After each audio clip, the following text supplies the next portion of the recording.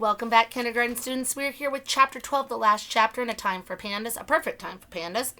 And Penny has just woken up. They broke the spell, and now I think it's time for Jack and Annie to head home. So today you're going to take out your reader response journal, and you're going to show how the story ends in that big box. Are you ready to get started? Chapter 12. Here we go. Penny, you came back. You're alive, whispered Teddy. Hooray, shouted Annie. Teddy started crying again, but this time he was laughing too. Kathleen and Jack and Annie laughed with him, and the only tears now were tears of joy and relief. The little penguin blinked and looked at each of them, one at a time. Peep, peep, peep, peep. She greeted them, waddling up and down the length of the table. Teddy picked up Penny. He rubbed his cheek against her fuzzy head. It's a miracle, he said softly. Trumpet blasts came from the distance. Startled, they all looked toward the window. Dawn light was creeping into Merlin's cottage. I'm afraid you must go now, Kathleen said to Jack and Annie. The sound of the trumpeters means that Merlin and Morgan have returned from Avalon. We could never explain all of this to them. Kathleen laughed as she put the emerald, the flower, the feather, and the panda bread back into her pocket of her cloak. Then she looked at Teddy. He was hugging Penny and grinning as if in a daze. Let us bring Penny with us, Teddy, she said. We will lead Jack and Annie back to the treehouse. The sun was rising when they left the cottage. Kathleen's cloak billowed behind her as she led them through the orchard back to the treehouse. Goodbye, said Teddy. I thank you a million times. All of Camelot thanks you, or would thank you if they knew how you had helped me. Yes, they would, said Kathleen. She hugged Jack and Annie. Wait, said Jack. What was the last part of the rhyme again? The part you just translated. Do you remember? Yes, I do, said Teddy. Then he recited the words from memory. When these four things come together with the one who has cast the spell will be broken, and all again will be well. Oh, now I get it, said Annie. You broke the spell, Teddy. You broke it all by yourself, by feeling all those feelings you felt for Penny. You broke the spell. Yes, said Kathleen. I quite think that's what happened. The four things that Jack and Annie brought back did not break the spell. They only served to awaken feelings deep within you, Teddy. And that is what really broke the spell. Yes, you must be right, said Teddy. I'm sorry you two had to go to such trouble to help me, and that Kathleen had to worry so. Not only Penny, but all of you suffered on my behalf. That's okay. We loved all of our missions, said Jack. We helped an elephant find her baby. We helped a funny dog find out that he was a great dog, and a president find hope, and some pandas find their way home. All because you were trying to help save Penny, said Kathleen.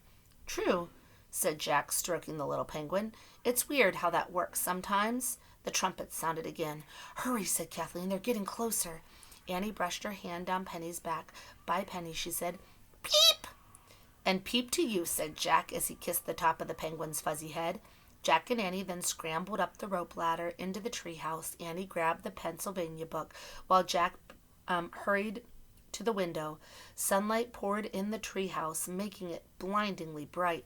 Trumpet sounds filled the fresh morning air. I wish we could go home, Annie said, pointing. The page won't turn. Pointing to a picture of the Frog Creek woods. Farewell, Teddy shouted from the dazzling light. Thank you. The wind began to blow. The treehouse started to spin. It spun faster and faster. Then everything was still, absolutely still. We're back, said Jack. He and Annie looked out the treehouse window. Dappled light danced in the windows.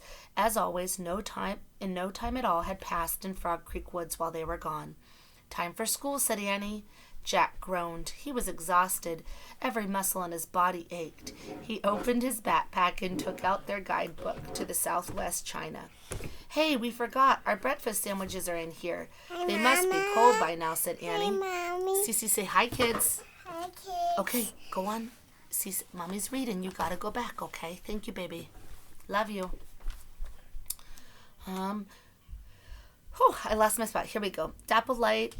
Time for school, said Annie. Jack groaned. He was exhausted. Every muscle in his body ached. He opened his backpack and took out their guidebook to Southwest China. Hey, we forgot. Our breakfast sandwiches are in here, he said. They must be cold by now, said Annie. Who cares, said Jack. I'm starving. Me too, said Annie. Jack gave Annie a cold egg sandwich. Then he unwrapped his own and took a big bite. Yum, he said. It really tastes great. This is our panda bread, said Annie. Made with love by Mom, one of our keepers. Jack laughed. Right? So the panda bread stands for protecting the pandas, Annie said between bites. I think it stands for protecting birds, too, like Penny. Of course, said Jack, his mouth full, and trees and other plants, said Annie. Jack nodded as he chewed. And dolphins and whales and fish, said Annie, and all the other stuff in the ocean. Jack nodded again.